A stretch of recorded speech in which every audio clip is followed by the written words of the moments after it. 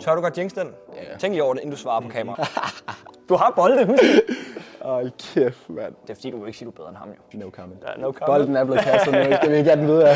Men der har du så faked en skade for ikke at skulle med. Ja, lige præcis.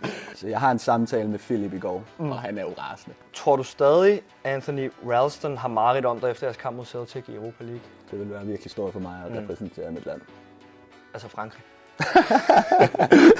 Det klipper vi kraftigt med. Ja, det skal ud, det der. Nå. Jeg skal faktisk lige høre, er det Michael Gorgosa eller Gorgosa? Ja, du er god til det. Tak fordi du vil snakke med os. Og du har set lidt af det, vi laver, ikke? Det har jeg. Og det er meget harmløst at sidde her med mig. Det er Karl bag kamera, du skal være bange for i forhold til spørgsmålene. Det ved du så også jo. Det ved jeg. Hvis der er et spørgsmål, du ikke kan svare på, Så kaster han en bold. og jeg tænker godt, der kan være en trøje på højkant, ikke? Det synes jeg, der skal Er være. noget matchworn? Generet match foran det hele. Det lyder ikke dårligt. Og det er selvfølgelig en seer derude, der kan vinde den. Er du klar til det? Det er jeg. Du fik Superliga-debut som 17-årig. Ja. Den tredje yngste debutant i FC Midtjyllands historie. Hvordan var det at komme op i seniortruppen i så ung en alder? Jeg synes, det var specielt. Jeg får også debut der på Brøndby Stadion foran 20.000. Ja, det ved jeg. Kommer ind på en lidt speciel position der til sidst. Højre dør. Ja, højre dør. Den har jeg ikke prøvet før, men jeg er ved at ryste i bukserne, før jeg kommer ind. Men så kom vi i gang. Og Gik jo godt. Det gik vi i gang. Følte du, at du kunne være med på banen fra start af, da du kom op og trænede med? Jeg vil sige, der var en tilvændingsperiode. Ja. Da jeg lige kom op de for. 2 træninger eller sådan Ja, lige pasningsøvelsen der til at starte med. Men nej, jeg vil sige, at man skulle lige vende sig til fysikken også, fordi man var vant til at have det lidt nemmere, når man var med U19 og kunne dominere der. Så det var en anden oplevelse, men jeg synes, man kom hurtigt ind i det. Og så er man jo nederst i hierarkiet, ikke? Jo. Det er jo noget med at starte ind i kant hver gang, ikke? Ja, Og boldene tager ikke sig selv ud. Nej, yngste mand i kant, og når der skal hentes en bold over hegnet, så er det mig, der kravler, ikke? Starter du stadig kant hver gang, eller der Ja, jeg starter stadig i kant. Er det rigtigt? Ja, jeg er stadig de sidste 2 år, har jeg stadig været den yngste. Den er hård. Men nu sidder vi her 2 år efter, hvor du snart har rundet været 60 førsteholdskampe. Kan det passe? Det er omkring. Du har scoret 8 mål, lavet 11 assist. Du er kun 19 år. Hvornår startede din interesse for fodbold egentlig? Vi er en fodboldfamilie. Jeg har 2 storebrødre, der spiller fodbold. Min far er sindssygt fodboldinteresseret, så jeg har spillet fodbold, siden jeg var 3,5. Altså, det har været hele mit liv, og det er det stadig. Apropos din far, du har dobbelt statsborgerskab, Det har jeg. dansk og fransk, men for basker. For Baskerlandet. Ja, med den udvikling, du har gang i, skal vi så ikke være bange for, at du lige pludselig vælger det franske landshold? Ja. Det skal vi slet ikke være bange for. Altså, der er 0% fransk i mig. Det er kun fordi, vi ikke kan have et baskisk statsborgerskab. Men, Okay, så det kan du godt garantere. ja, det kan jeg 100% Fint garantere. nok. Så kan vi godt køre til København med ro i sjælen, jo, Karl. Så behøver vi ikke være nervøs for det. Så tryg i aften, det er rigtigt. Jeg har et spørgsmål om teambuilding i Skotland. Men der har du så faked en skade for ikke at skulle med. Ja, lige præcis. Vi vil spørge, hvad I havde lavet, og hvad var det vildeste på turen, men jeg tænker stadig, der må være nogen i truppen, der er blevet sat på prøve der. 100%. Hvem tror du har haft sværest ved at skulle overnatte i telt? Er der nogen, der er blevet ringet hjem tidligere end de andre? Eller? Altså, jeg har en samtale med Philip i går til morgenmad, og han er jo rasende. Han ligger også syg i dag, ikke? Det har været en hård tur. Han er blevet forkølet? Ja, han er blevet forkølet. Han var ikke tilfreds. Okay, lad os sige, at du var fanget i vildmarken, og det virkelig handlede om overlevelse, ikke? Hvem vil du så have med dig fra truppen? Jeg vil sige, at den er forholdsvis nem. Altså, det er bare Jonas Løssel. Er det Ja, altså, han er gammel, og han har styr på det. Han kan altså, sgu godt tænde et bål. Ja, han kan tænde bål. Vi var jo i Norge sidste år på Langrand, der var jeg i gruppe med ham, ikke? Og jeg kan sige, det var dejligt at være i gruppe med ham, fordi hold kæft, han havde styr på det. Ja, men dejligt. Der kan man bare læne sig tilbage. Ja, jeg læner mig bare tilbage. Det er ligesom, når jeg rejser med Karl, han har også styr på det. Så... Jo, præcis. Ja, det er meget det var mig på den tur. Tror du stadig, Anthony Ralston har mareridt om dig efter jeres kamp mod Celtic i Europa League? Ja, det tror jeg. Han var i hvert fald en smule rundt sig efter den kamp der, men Det var han. Fik du nogensinde Schmeichels trøje? det gjorde jeg. Er det rigtigt? Ja, det gjorde jeg. Han var faktisk totalt cool. Han er med top. det. Ja, klassefyr. Nej, det er klasse. Det kan også være, at I snart skal spille sammen på landsholdet. Ja. Nu må vi se. Nu må vi se. Og det mål, du scorede i den kamp, er det det bedste i din karriere indtil videre? Ja, altså jeg vil sige, i forhold til omgivelserne også, og Europa vigtigheden. League, og måske faktisk, at jeg laver på ungdomslandsholdet, er en lille smule bedre. Mod Ungarn i noget U19 EM-kval, hvor jeg giver den riget for distancen. Du giver den en chance? Ja, jeg giver den chancen. Hele den tur, der har jeg sagt, jeg giver den chancen på den her tur. Og så lige Faktisk manifesteret den måske? Ja, fuldstændig. Nu har du både spillet Superliga og Europa League. Hvem er den bedste spiller, du har mødt i kamp? Jeg spillede mod Hugo Ekitike fra Frankfurt, da han var der okay-spiller. Ej, fint spiller. Ja, jeg vil også sige, at Dybala mod Roma, det er en stor spiller, ikke? Fik du hans trøje? Nej. Jeg var sgu rasende efter den kamp, der var ikke nogen trøje. Nej, det forstår jeg godt. Nu skulle du også gemme en til os jo. Ja, Du kan ikke give for mange jeg væk, kan ikke jo. give for mange. Du har også spillet på især U19-landsholdet, vi var lidt inde på det før. 8 mål i 11 kampe. Hvis du skulle nævne 3 spillere, som du har spillet sammen med på ungdomslandsholdene, som vi skal holde ekstra godt øje med, hvem skulle det så være? En, der nok allerede er blevet holdt rimelig godt øje med, det er Fro. Så vil jeg også sige Oliver Højer. Sindssygt god spiller. Så har jeg også spillet sammen med Nati, der er kommet til Lyon nu, som virkelig også har vist et tårnhøjt niveau. I ligger nummer 2 i Superligaen, lige røven på AGF. I har en 3. plads i Europa League. Hvad er det, der fungerer så godt ved holdet i øjeblikket? Jeg vil sige, ny træner har været sindssygt god. Okay. Gået ind og givet sådan noget energi. Der er gang i den. Han har sat sit præg på holdet? Det må man sige. Okay. Og så har vi jo bare en sindssygt stærk trup med en masse individuel kvalitet og en bred trup. Så vi har hele tiden kunne skifte og været næsten lige så stærke i 90 minutter som i første minut. Og så fået nogle sindssygt gode spillere ind. Philip, der er gået ind og taget virkelig godt om det. Og Hvad kan du lære af Philip? Altså, jeg skal ikke give ham for meget, vel? Nej, nu skal han også lige passe på, at han ikke kommer alt for højt op. Han er en sindssygt dygtig spiller, og sindssygt noget på jorden også kommer ind og er en god del af gruppen med det samme. Selvom han er vel ved at være 30, så...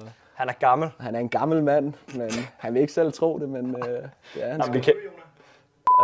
Savner du Thomas Thomasberg? Jeg vil sige, at han kommer altid til at have et lidt specielt sted for mig, fordi han gav mig min debut og har vist mig sindssygt meget tiltro, så... Ja, jeg vil altid have en kæmpe respekt for Thomas Berg. Kan du give os din top 3 fodboldspillere all time? Min far er jo kæmpe Maradona-fan. Så hele mit liv, det eneste, jeg har set, det er Maradona. Når jeg siger, at Messi er god, du skal bare have set Maradona. Det er jo god fodboldopdragelse, vi har med. Så han er nummer 1? Han er nummer 1 som idol. Det bliver han nok glad for at høre den gang. Ja, det gør han. Så bliver han nødt til at gå med Messi som nummer 2.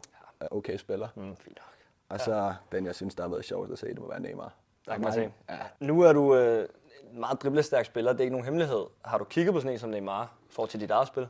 Ja, altså jeg har altid været sådan, der sad i skoletimerne og så Neymar highlights, så det vil jeg sige, det har jeg brugt meget tid på. Der har ikke været så mange Sergio Ramos highlights. Det er faktisk meget sjovt, det er så. Athletic Bilbao eller Arsenal? Ja, Bilbao. Men du er fan af begge? Altså, jeg er klart Bilbao-fan. Jeg ved ikke lige... Hvorfor kommer Arsenal så fra? Ja, hvor kommer Arsenal fra? Er det fra Hebo? Nå, okay, jeg synes, jeg har læst, du også holdt med Arsenal. Nej. Sløjeste. Ja. Det klipper vi kraftigt med. Ja, det skal ud, det der. Bilbao eller Real Sociedad? Ja, det er Bilbao. Det er Bilbao. Så har jeg en. Ja, hvad så? Bilbao eller Midtjylland? Du har bolden, husk. Hold kæft, mand. Ej, der må vi jo gå med Midtjylland. Fair nok. Er der en detalje, du har lavet for Midtjylland, som du husker tydeligere end de andre? Eller er der så mange, de bare flyder sammen? Ja, altså, det er lidt svært lige at tørre mig hårdt, fordi der jeg vil sige, at jeg laver et mål mod Nordsjælland, hvor Salkvist han kommer i en glidende, hvor jeg lige vipper den over hans fod og lægger den over langt. Og når du så laver det der lille chip, det sker jo bare. Ja, man er bare i flow state. Man tænker ikke et sekund over det. Det er så naturligt. Bliver du egentlig opmuntret af træneren til at drible? Det gør jeg. Han siger gas? Ja, fuldstændig. Han siger altid, at han bliver ikke sur, hvis jeg mister bolden. Han bliver sur, hvis jeg stopper med at udfordre. Så okay, det er fedt jo. Det er en dejlig besked. Det lyder som en god træner. Ja, det er tof. Hvem er blandt de bedste spillere, du har trænet sammen med? Altså, der er jo mange på holdet nu. Franco, Philip, Aral. Voldsomme træningsspillere. Aral, han var vel også en af dem, der tog godt imod dig, da du kom op i truppen. Ja. Så jeg går ud for, at I er meget gode kammerater også. Ja, han er klart min tætteste ven her på holdet. Hvor langt er du fra hans niveau? Ej! Det er første gang, han... får styr på det derovre. Den bliver tyret. Ja, det var eddermame. Man kan godt se, at du er fodboldspiller. Den smider du den på. Fedt nok. Det er fordi, du vil ikke sige, at du er bedre end ham, jo. No comment. Ja, no comment. Bolden er blevet kastet nu, skal vi ikke have den videre. Og jeg ved ikke, om det er lidt af et tabu at snakke om herover, men du er fra København. Det er. Du flyttede herover som 14-15-årig. Ja. Hvordan var det lige pludselig at stå på heden i Jylland? Ja, altså, jeg er ikke vant til ikke at se en person efter klokken 6, da jeg flyttede her til IKAST. Så det var en omvæltning, vil jeg sige, og jeg elsker København. Ja. Men der er stille og roligt herover, og man kan fokusere på de rigtige ting. Har du fået lidt jysk dialekt, eller er det bare mig? Jeg synes, det er sjovt, fordi når jeg snakker med jyder, så siger de jo, at jeg snakker københavnsk, og når jeg kommer hjem, så er det, hold kæft, du er blevet jyde, ikke? Så jeg synes allerede nu, hvor vi begynder at snakke sammen, der kommer det fra. Der er lidt mere, jeg kan godt mærke det. Ja. Det kan være, der er forskel fra starten af videoen og slutningen. Det kan jo være, der sidder nogen i FCK med lidt lang næse lige nu.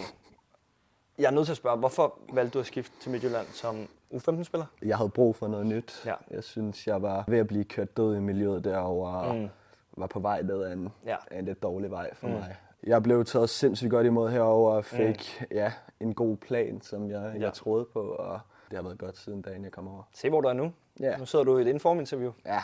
Det var målet, da jeg flyttede over. Nu kan du faktisk godt lægge støvlerne på hylden. Ja, jeg er færdig. Hvad ville du være blevet, hvis du ikke var blevet fodboldspiller? Den vidste du ikke ville komme, eller hvad? Nej, fordi hold kæft, mand. Er det ikke bare League of Legends-spiller? Jo, League of Legends-spiller er der opad. Altså, det bliver der brugt rigtig meget tid på. Altså, hvis, det er nok drømmejobbet, hvis ikke så noget gamer eller noget. Fair nok. Hvad rangen gør du? Jeg er kun plat lige nu, ikke? Okay, sløjt. Hvad med dig? Der er det. Det kan være, at I skal spille sammen senere måske. Jeg kan slet ikke være med der, så vi hopper bare videre nu. Kan du lave mad?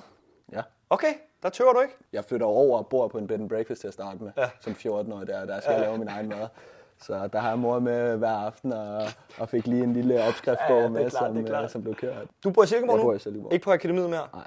Okay. Er du glad for at have kommet Det er i egen lejlighed? Ja. Akademiet, der boede I på værelser sammen? Ja, vi boede i sådan en coupé sammen, Ja. og så var der værelse til venstre og værelse til højre. Hvis nu sagde, at du skulle bo på værelse med en fra truppen, hvem skulle det så være? Simpelthen. Ja. Den sidste, du så skulle vælge. Puha, det må være lige. Er det rigtigt? Ja, fordi rygterne går på, at når han snorker, så kan hele hotellet høre det. Og det kan jeg ikke være en del af. Hvem minder det mig om? Karl er også slem. Der er jo snestorm, det kan være, at vi skal overnatte på akademiet jo. Så må vi se. Hører du meget musik? Jeg hører rigtig meget musik. Okay. Er der noget, du hører inden kamp, noget, der motiverer dig? Ja, altså jeg hører faktisk noget baskisk rock lige en kamp. Er det rigtigt? Det er sådan et ritual for mig. Altså, det er en voldsom sang. Ja, den skal vi lige have efter. Det kan være, det kan være baggrundslyden. Okay, sygt nok. Hvad er din største drøm, når det kommer til din fodboldkarriere? Mit største drøm, det er at spille landsholdsfodbold. Okay, Det vil være virkelig stort for mig at repræsentere mit land. det forstår jeg godt. Ja. Altså Frankrig. Danmark. Altså Danmark. Ja. Så synes jeg jo, vi har været ret søde. Så jeg kan måske lige prøve at komme med. Lad os høre. Han går i sort nogle gange, det har han gjort før. Bare gå tilbage til Brian Riemann. Har du en yndlings tv? Ej, jeg laver den der! Vinder i Superligaen i år?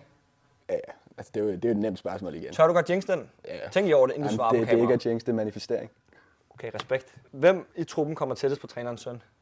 Det er også Philip. Altså han kan simpelthen ikke lave en fejl. Altså han kan få rødt kort, og så er det, det er sgu synd for dig, Philip. Manden svarer på alt jo. Vi har jo aldrig på kanalen haft en person, der ikke er smidt. Det er første gang. Bold. Men kan vi så ikke aftale, at vi alligevel får en trøje? Jo, 100%. Det skal jeg. Okay, fedt nok. Nej.